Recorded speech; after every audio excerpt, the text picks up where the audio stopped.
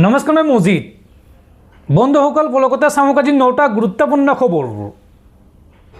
প্ৰথমটো খবৰ, অসমত উপস্থিত কেন্দ্ৰীয় গৃহমন্ত্ৰী অমিত শ্বাহ। বৰঝাৰ বিমানবন্দৰত কেন্দ্ৰীয় গৃহমন্ত্ৰী অমিত শ্বাহক উষ্ম আদৰণি। মুখ্যমন্ত্ৰী হিমন্ত বিশ্ব শৰ্মাৰ লগতে কেন্দ্ৰীয় মন্ত্ৰী সৰ্বানন্দ সোণোৱাল, কেন্দ্ৰীয় ৰাজ্যিক মন্ত্ৰী পবিত্ৰ মাৰ্ঘেৰিটা আৰু ৰাজ্যিক বিজেপিৰ সভাপতি দিলীপ শইকীয়াৰ। আজি বিজেপিৰ যুৱ সন্মিলনত অংশগ্ৰহণ কৰিব কেন্দ্ৰীয় গৃহমন্ত্ৰী অমিত শ্বাহে। পৰৱৰ্তী খবৰ, আমেৰিকাক এইবাৰ নিজৰ শক্তি দেখুৱালে উত্তৰ কোৰিয়াই। ইৰাণ, ইজৰাইল, আমেৰিকাৰ যুদ্ধৰ মাজতে এইবাৰ একশ্যন মোডত উত্তৰ কোৰিয়াৰ শাসক কিম জং উন। একেলগে 10টাকৈ বেলিষ্টিক মিছাইল নিক্ষেপ উত্তৰ কোৰিয়াৰ, আৰু তাৰ পিছতে আমেৰিকা, জাপান আৰু দক্ষিণ কোৰিয়াত এলাৰ্ট জাৰি। আমেৰিকাক এইবাৰ নিজৰ শক্তি দেখুৱালে উত্তৰ কোৰিয়াই। যুদ্ধৰ বাবে সাজু উত্তৰ কোৰিয়াৰ শাসক কিম জং উন। একেলগে 10টাকৈ বেলিষ্টিক মিছাইল নিক্ষেপ উত্তৰ কোৰিয়াৰ। উত্তৰ কোৰিয়াৰ পূবৰ উপকূলৰ সাগৰৰ পৰা নিক্ষেপ কৰা হৈছে এই মিছাইল কেইটা। জাপানৰ প্ৰধানমন্ত্ৰীৰ কাৰ্যালয়ে প্ৰকাশ কৰিলে এই তথ্য। আৰু মিছাইল পৰীক্ষণৰ পিছতে আমেৰিকা আৰু দক্ষিণ কোৰিয়াত হাহাকাৰ অৱস্থা, লগতে জাপানতো হাহাকাৰ অৱস্থা। এই তিনিওখন দেশত জাৰি কৰা হৈছে এলাৰ্ট। উল্লেখযোগ্য যে আমেৰিকা আৰু উত্তৰ কোৰিয়াই যুটীয়াভাৱে কৰি আছে যুদ্ধৰ অনুশীলন। আৰু ট্ৰাম্পে ভুল কৰিলেই কাহানিও কল্পনা নকৰা পৰিণাম ভুগিব বুলি আমেৰিকাক সকিয়নি উত্তৰ কোৰিয়াৰ। পৰৱৰ্তী খবৰ, অহা 17 মাৰ্চ পৰ্যন্ত ৰাজ্যত অব্যাহত থাকিব মুখলধাৰ বৰষুণ। আৰু এই সন্দৰ্ভত অসমৰ কেইবাখনো জিলাত এলাৰ্ট জাৰি বতৰ বিজ্ঞান কেন্দ্ৰৰ। মাজুলী, যোৰহাট, গোলাঘাট, শিৱসাগৰ আৰু চৰাইদেউত জাৰি কৰা হৈছে অৰেঞ্জ এলাৰ্ট। এই জিলাকেইখনত প্ৰতি ঘণ্টাত 40ৰ পৰা 60 কিলোমিটাৰ বেগত বতাহ বলাৰ সম্ভাৱনা আছে। লগতে 5ৰ পৰা 15 মিলিমিটাৰ পৰ্যন্ত বৰষুণ হ'ব পাৰে এই জিলাকেইখনত। লগতে কামৰূপ, নলবাৰী, বৰপেটা আৰু বঙাইগাঁৱত ধুমুহা বজ্ৰপাতৰ আশংকা কৰা হৈছে। এই জিলাকেইখনত বিশেষ সতৰ্কবাণী জাৰি বতৰ বিজ্ঞান কেন্দ্ৰৰ।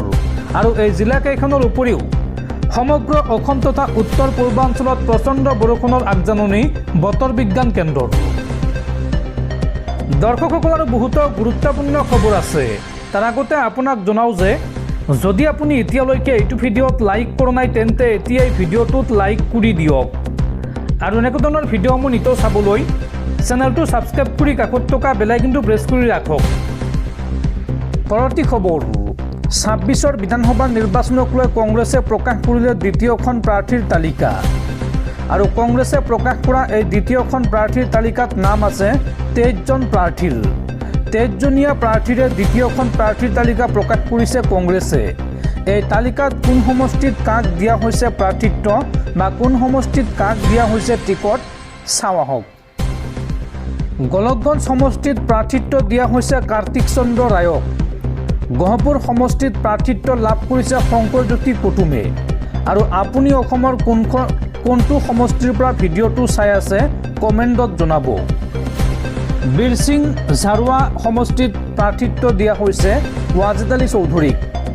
ধেমাজিত শৈলেন সোণোৱাল। বিলাসীপাৰা সমষ্টিত অমৃত বাদশাহ। তিনিচুকীয়া সমষ্টিত ডেভিড ফুকন। মানকাছৰ সমষ্টিত মহিবুৰ ৰহমান। টিংখং সমষ্টিত বিপুল গগৈ। গোৱালপাৰা পূব সমষ্টিত আবুল কালাম ৰছিদ আলম। দেৰগাঁও সমষ্টিত সাগৰিকা বৰা। দুধনৈ সমষ্টিত কিশোৰ কুমাৰ ব্ৰহ্ম। ধলাই সমষ্টিত ধ্ৰুৱজ্যোতি পুৰকায়স্থ। সৃজনগাম সমষ্টিত নুৰুল ইছলাম। কৰিমগঞ্জ দক্ষিণত আমিনুৰ ৰছিদ চৌধুৰী। মন্দিয়াত আব্দুল খালেক। চমৰীয়াত ৰেকিবুদ্দিন আহমেদ। ৰঙিয়াত প্ৰাণজিৎ চৌধুৰী। ডিমুৰিয়াত কিশোৰ কুমাৰ বৰুৱা। নিউ গুৱাহাটীত শান্তনু বৰা। মঙলদৈ সমষ্টিত ৰিজুমণি তালুকদাৰ। হোজাই সমষ্টিত জিলি চৌধুৰী। ঢেকীয়াজুলিত বাটা চোৰাং। আৰু ৰঙাপাৰা সমষ্টিত কাৰ্তিক চন্দ্ৰ কুৰ্মীক দিয়া হৈছে কংগ্ৰেছৰ প্ৰাৰ্থিত্ব। এইটো হৈছে কংগ্ৰেছৰ দ্বিতীয়খন প্ৰাৰ্থীৰ তালিকা। আৰু দ্বিতীয়খন প্ৰাৰ্থীৰ তালিকাত নাম আছে 23জনকৈ প্ৰাৰ্থীৰ। আৰু মিত্ৰ দলৰ বাবে কংগ্ৰেছে এৰি দিছে 15টাকৈ সমষ্টি। কংগ্ৰেছে এৰি দিয়া সমষ্টিকেইটা হৈছে ক্ৰমে ভৱানীপুৰ, সৰবক, বজালী, পলাশবাৰী, মধ্য গুৱাহাটী, গড়েশ্বৰ, মৰিগাঁও, বৰমপুৰ, বিন্নাকান্দি, বিহালী, শদিয়া, ডিব্ৰুগড়, সৰুপথাৰ, ডিফু আৰু আমৰি সমষ্টি। এই সমষ্টিকেইটা মিত্ৰ দলক এৰি দিছে কংগ্ৰেছে। পৰৱৰ্তী খবৰ, 30 মাৰ্চত গুৱাহাটীৰ এছিয়া ষ্টেডিয়ামত অনুষ্ঠিত হ'ব IPLৰ মেচ। এই মেচত ৰাজস্থান ৰয়েলছৰ সৈতে মুখামুখি হ'ব চেন্নাই ছুপাৰ কিংছ। আৰু আজিৰ পৰা দৰ্শকৰ বাবে মুকলি হ'ব টিকট। বিয়লি 6 বজাৰ পৰা মুকলি হ'ব টিকট। টিকট আপোনালোকে ঘৰত বহিয়াই ক্ৰয় কৰিব পাৰিব বা টিকট কাটিব পাৰিব। বুক মাই শ্ব'ত উপলব্ধ হ'ব টিকট। পৰৱৰ্তী খবৰ, মধ্যপ্ৰাচ্যৰ যুদ্ধক লৈ ডাঙৰ খবৰ। হৰমুজ প্ৰণালীৰে ভাৰতৰ জাহাজ পাৰ হোৱাৰ অনুমতি বিচাৰিছে ভাৰতে। ভাৰতৰ 22খন জাহাজ পাৰ হোৱাৰ বাবে অনুমতি বিচাৰিছে ভাৰত চৰকাৰে। সুৰক্ষিতভাৱে হৰমুজ প্ৰণালী পাৰ হোৱাৰ বাবে ভাৰতৰ বৈদেশিক মন্ত্ৰালয়ৰ যোগাযোগ ইৰাণ চৰকাৰৰ সৈতে।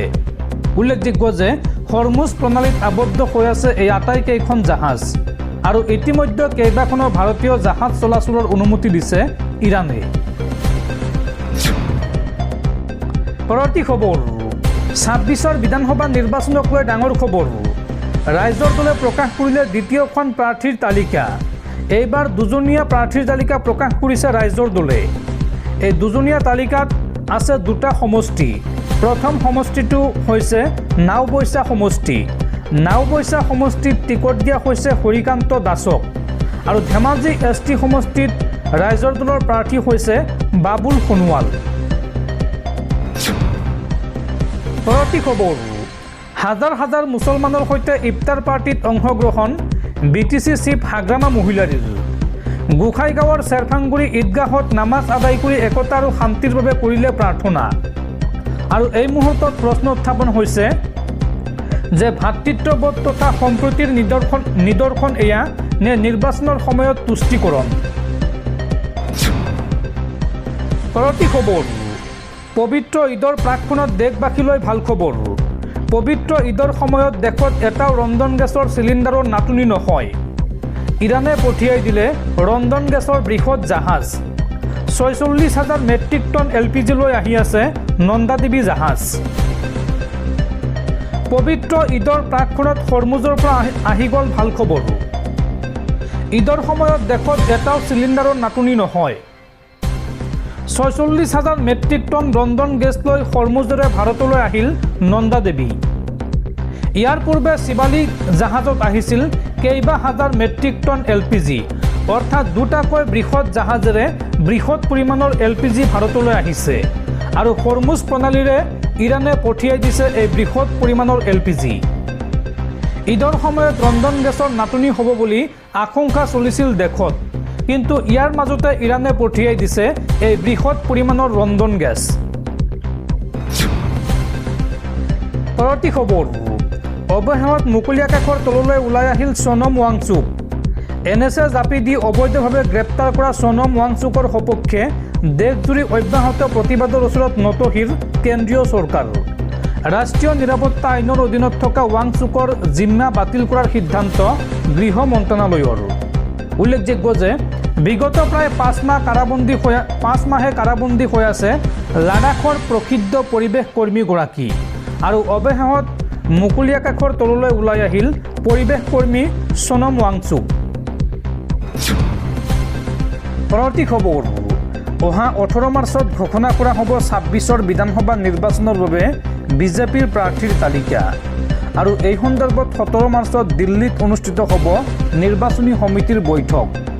এই বৈঠকত উপস্থিত থাকিব মুখ্যমন্ত্ৰী হিমন্ত বিশ্ব শৰ্মা, ৰাজ্যিক বিজেপিৰ সভাপতি আৰু কেন্দ্ৰীয় নেতৃত্ব।